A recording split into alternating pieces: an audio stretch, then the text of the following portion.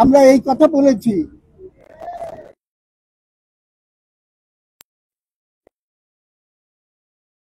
এবং বাইরে নানান রকম ষড়যন্ত্রের মাধ্যমে গণঅভ্যুত্থানের বিজয়কে নস্যাৎ করার ষড়যন্ত্র আরো পেকে উঠছে। সেইখান থেকে আমরা যদি দেশ রক্ষা করতে না পারি তাহলে রক্তের সঙ্গে বেইমানি করা হয় এবং এই কাজটা করার ক্ষেত্রে রাজনৈতিক দল হিসেবে আমাদের সেই করণীয়টাকে আমরা যেমন নিজেদের উপলব্ধি নিয়ে সামনের দিকে অগ্রসর হব, সরকারেরও উচিত হবে এই সহযোগিতাটাকে আরো ফলপ্রসূ করে যাতে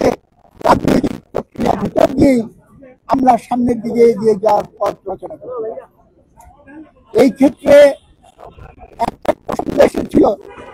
যে রাজনীতিবিদরা এখন জনগণের কাছে জনগণের বিচারে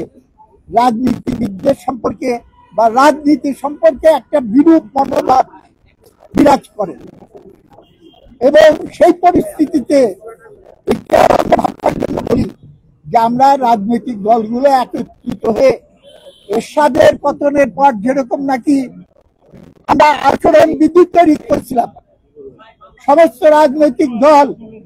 তারা মিলে একটা আচরণ বিধি তৈরি করে জনগণের কাছে তারা দিতে পারে এবং সেই উদ্যোগ নেওয়া উচিত হতে পারে, যেখানে আমরা বলে দেব যে রাজনীতির ক্ষেত্রে এই কাজগুলো আমরা আর করবো না এবং যাতে না করা হয় সেটা দেখবো এবং রাজনীতিটাকে একটা সুস্থ ধারায় ফিরিয়ে আনার জন্য চেষ্টা করবো। আরেকটা প্রসঙ্গে আমরা বলেছি যে রাজনৈতিক ঐক্য আর ইউনিফর্মিটি এবং ইউনিটি এই দুটো জিনিস এক না। বহুদলীয় রাজনীতি গণতান্ত্রিক ব্যবস্থা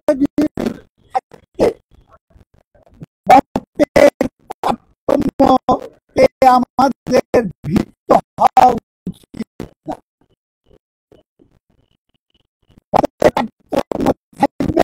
সেটাকে এনকারেজ করা উচিত হবে, সেটা নির্ধারণ করার দরকার সঠিকভাবে তার মধ্যে প্রতিফলিত হয়।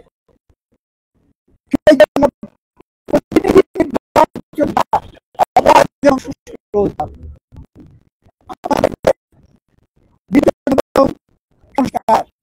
এই দুটো ধরে আন্তর সম্পর্ক নিয়ে